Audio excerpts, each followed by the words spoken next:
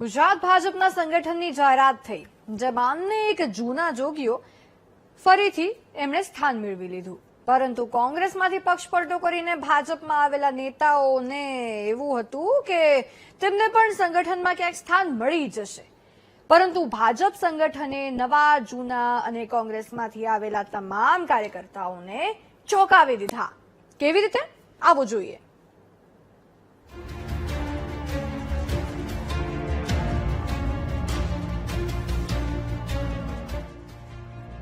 ભાજપ પોતાની રણનીતિ અને સંગઠન માટે જાણીતું છે, ત્યારે જ તો દેશમાં હાલ ભાજપની બોલબાલા છે. ભાજપનો ડંકો વાગી રહ્યો છે.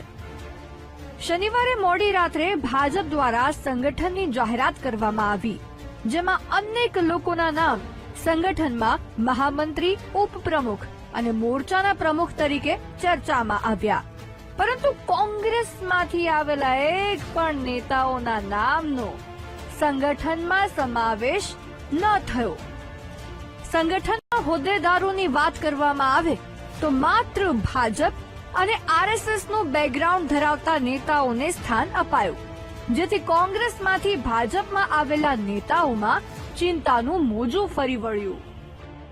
એ એની કરોડરજ્જુ છે અને તમે આ નહીં, એની પાછળના પણ જે સંગઠન જુઓ, તમે રાષ્ટ્રીય સ્તરે જુઓ કે પ્રદેશ સ્તરે જુઓ, મોટાભાગે ભારતીય જનતા પાર્ટીના મૂળના અને એની અંદર પણ રાષ્ટ્રીય સ્વયંસેવક સંઘનું બેકગ્રાઉન્ડ હોય એવા લોકોને મહત્વના ચાવીરૂપ જે સંગઠનની અંદર હોદ્દા છે એ ભારતીય જનતા પાર્ટી આપે છે. એટલે તમે મંત્રી, મહામંત્રી, પ્રમુખ આવા મુદ્દાઓ, આવા પદો ઉપર તમે એવા નેતાઓને નહીં જુઓ કે જે બીજી પાર્ટીમાંથી આવી અને ભારતીય જનતા પાર્ટીની અંદર સમાવેશ એમનો થયો હોય. હા, સરકારી પદો ઉપર ચોક્કસ એમને લાભાર્થી તરીકે આપશે, કારણ કે સરકારી પદ જે છે એ કાયમી હોતું નથી ને એમાં સંગઠનની ભૂમિકા બહુ ચાવીરૂપ હોતી નથી. એટલે ભારતીય જનતા પાર્ટીમાં ચૂંટાયેલી પાંખની ઉપર સંગઠનની પાંખ છે અને એના કારણે આખું પક્ષનું જે નિયંત્રણ છે એ સંગઠનના માધ્યમથી થાય છે.